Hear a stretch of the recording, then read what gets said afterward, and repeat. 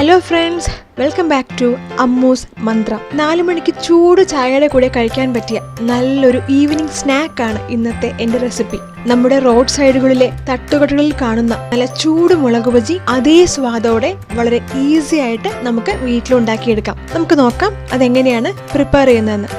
ഏറ്റവും ആദ്യം തന്നെ നമുക്ക് ഒരു ബാറ്റർ പ്രിപ്പയർ ചെയ്യണം. ഇതിനായിട്ട് ഞാനിവിടെ 1 കപ്പ് കടലമാവ് എടുത്തിട്ടുണ്ട്. അതിലേക്ക് ആവശ്യത്തിനുള്ള ഉപ്പ് ചേർക്കാം. ഒരു 1/4 ടീസ്പൂൺ മുതൽ 1/2 ടീസ്പൂൺ വരെ ഉപ്പ് ചേർക്കാം. ഇനി നമ്മുടെ മുളക് ബജി നല്ല ക്രിസ്പായിട്ട് കിട്ടാനായിട്ട് നമുക്ക് അരിപ്പൊടി വേണം.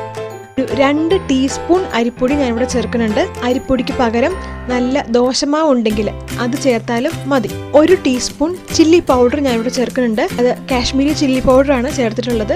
എരിവ് കുറവും നല്ല കളറും കിട്ടും. അടുത്തതായിട്ട് നമുക്ക് കായം ചേർക്കാം.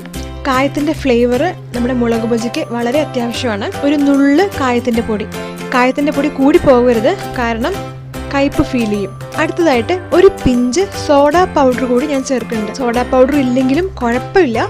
സോഡ പൗഡർ ചേർത്താൽ നമ്മുടെ ബാറ്റർ ഒന്ന് വീർത്ത് ആ മുളക് ബജി ഉണ്ടാക്കുമ്പോൾ ഒരു വീർമത ഫീൽ ചെയ്യും. നല്ല കഴിക്കാനാണെങ്കിലും നല്ലൊരു സോഫ്റ്റ്നെസ് ഒക്കെ ഉണ്ടാവും. ഉണ്ടെങ്കിൽ ഒരു പിഞ്ച് സോഡ പൗഡർ ചേർക്കുക. ഇനി ഇതിലേക്ക് ആവശ്യത്തിന് വെള്ളം ഒഴിച്ച് നമുക്ക് നമ്മുടെ ബാറ്റർ പ്രിപ്പയർ ചെയ്തെടുക്കാം. കട്ടയൊന്നുമില്ലാതെ നമ്മുടെ ദോശമാവിൻ്റെ പരുവത്തിൽ, അല്ലെങ്കിൽ അതിനേക്കാളും കുറച്ചുകൂടി തിക്കായിട്ടുള്ളൊരു പരുവത്തിൽ നമുക്ക് ബാറ്റർ പ്രിപ്പയർ ചെയ്യാം. നമ്മുടെ ബാറ്റർ ഇവിടെ റെഡി ആയിട്ടുണ്ട്. ഈ സമയത്ത് നമുക്ക് ടേസ്റ്റ് ചെയ്ത് നോക്കാം. ഉപ്പിൻ്റെ കുറവുണ്ടെങ്കിൽ കുറച്ചുകൂടി ഉപ്പ് ചേർക്കാം. നമുക്കിനി ഈ ബാറ്ററോടെ മാറ്റി വെക്കാം. ഇനി നമുക്ക് മുളക് ക്ലീൻ ചെയ്തെടുക്കാം. എല്ലാ മുളകും ഞാൻ നന്നായിട്ട് വാഷ് ചെയ്ത് നീറ്റാക്കി എടുത്തിട്ടുണ്ട്. കടകളിൽ നിന്ന് കിട്ടുമ്പോൾ ആ മുളകിൻ്റെ ഞട്ട് കളയാറില്ല ഞാൻ, പക്ഷെ ഇവിടെ ഞട്ടെല്ലാം കളഞ്ഞിട്ടുണ്ട്. ഇനി ഈ മുളകിൻ്റെ നടുവേ പതിയെ ഒന്ന് കീറുക, ഒരു സൈഡ് മാത്രം. അതിൻ്റെ ഉള്ളിലുള്ള സീഡ്സ്, ആ അരി നമുക്ക് എടുത്ത് കളയാം. മുളകിൻ്റെ എരിവ് ഓരോ മുളകിനും ഡിഫറെൻ്റ് ആണ്. ചില മുളകുകൾക്ക് ഭയങ്കര എരിവായിരിക്കും, ചില മുളകുകൾക്ക് അത്ര എരിവുണ്ടാവില്ല. അപ്പോൾ ആ സീഡ്സ്, ആ അരി എടുത്ത് കളഞ്ഞാൽ അത്രയും എരിവ് കുറയും. ഒത്തിരി എരിവ് വേണ്ട എന്നുണ്ടെങ്കിൽ മുളകിൻ്റെ ഉള്ളിലെ ആ സീഡ്സ്, അരിയെല്ലാം നമുക്ക് കളയാം. എരിവ് ഇഷ്ടമാണെങ്കിൽ മാത്രം അത് കളയണ്ട. എല്ലാ മുളകിലെയും സീഡ്സ് എല്ലാം എടുത്ത് കളഞ്ഞു. ഇനി ഇത് നമുക്ക് നമ്മൾ നേരത്തെ പ്രിപ്പയർ ചെയ്ത് വെച്ചിട്ടുള്ള ബാറ്ററിൽ മുക്കിയിട്ട് എണ്ണയിൽ ഫ്രൈ ചെയ്തെടുക്കാം.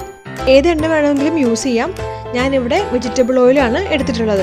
മുളക് പൊടി നമുക്ക് കടയിൽ കിട്ടുമ്പം ഒരു മുളക് കംപ്ലീറ്റ് ആയിട്ടാണ് വറുത്ത് തരുന്നതെങ്കിലും നമുക്ക് വീടുകളിൽ ഉണ്ടാക്കുമ്പം ആ മുളകിനെ ജസ്റ്റ് നടുവേ ഒന്ന് മുറിച്ചിട്ട് 2 പീസാക്കി ഫ്രൈ ചെയ്തെടുക്കുന്നതാണ് കുറച്ചുകൂടി നമുക്ക് എളുപ്പം.